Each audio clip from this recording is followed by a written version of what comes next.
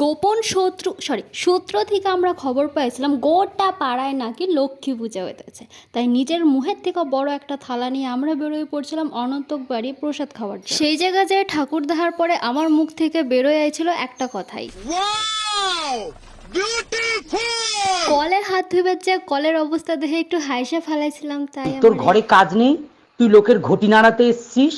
মনা, আমি কিন্তু ঘটি উল্টে দেবো জানিস। অত জানে লাভ নাই, প্রসাদ খায় বেরোইতেছিলাম কি টিয়া পাখিটা আমার ডাক দিয়া কইল, সুটিয়ে লাল করে দেবো, নোংরামি বার করে দেবো। বোকা লোক, পাগল ছাগল। এত অপমান সহ্য না করবার পারে আমরা পরের বাড়ি চলে গেছিলাম প্রসাদ খাওয়ার জন্য। কিন্তু ওই জায়গায় যে একটা বাচ্চা মেয়ে আমাকে খেঁচানি দিল।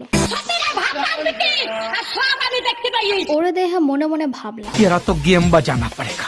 এত অপমান সহ্য করার পরে আমরা নীললজ্জের মধ্যে সেই জায়গায় বসে প্রসাদ খাইতেছিলাম। বেলালটা ঋত্বিকের কাছে প্রসাদ চাইছিল, কিন্তু দিশা দরদি হয়ে আমার প্রসাদটা ওরে দিতেছিল, কিন্তু আমি বললাম চলবে না, because my prasad is my prasad, none of your prasad. বাড়ি যাওয়ার সময় পিচ্চিটারে একা পায়, একা পেয়েছি তোমায় ফাঁকা ময়দানে, আজ হোলি খেলবো সখী তোমার সনে, একা পেয়েছি তোমায় ফাঁকা ময়দানে। দেখে ওর মা আমাকে কইলো তোর ঘরে কাজ নেই, তুই লোকের ঘটি নাড়াতে এসছিস। আবারও বেজ্জতি হয়ে চলে গেছিলাম প্রসাদ খাওয়ার জন্য সাথিক বাড়ি। আর এই বাড়ি শেষ প্রসাদ খাওয়া। তো আজকের মতো এইটুকুই।